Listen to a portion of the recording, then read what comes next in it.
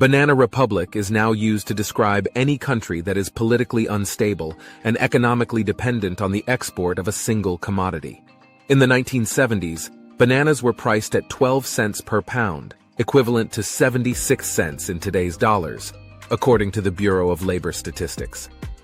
Despite fluctuations in prices, bananas remained affordable and gained popularity in the U.S. as the most commonly consumed tropical fruit by the turn of the 20th century. Even celebrities like Elvis Presley enjoyed bananas in a sweet sandwich called the Elvis's Sandwich, made with peanut butter, bacon, banana, and honey. However, what many Americans didn't know was that the production of bananas involved the exploitation of people in the so-called banana republics. Bananas played a significant role as a staple food for enslaved Africans in the Atlantic world and those transported across the Pacific during the 18th century slave trade.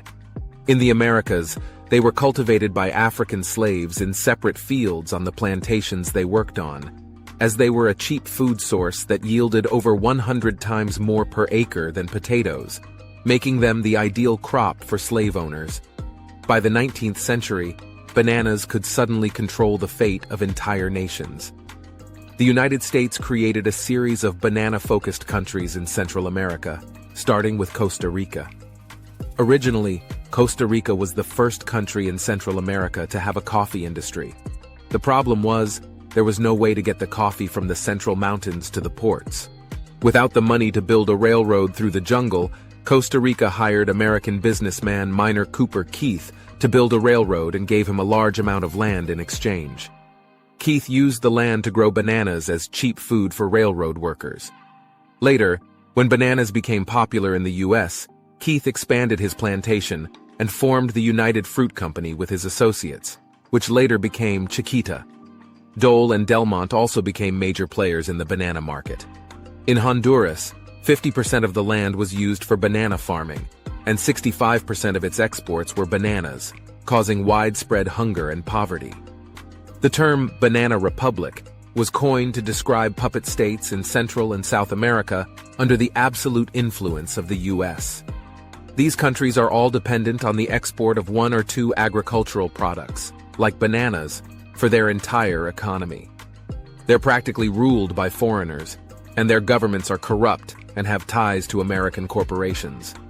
The phrase Banana Republic is still used today to describe a country that is politically unstable and economically dependent on the export of one or two agricultural products. During the 20th century, the United States government and corporations exploited Central American countries for their banana crops. The U.S. government overthrew democratically elected governments that threatened U.S. interests, and U.S. corporations paid low wages and poor working conditions to banana plantation workers. This exploitation led to poverty, violence, and dictatorship in many Central American countries. Here are many examples of 21st century banana republics.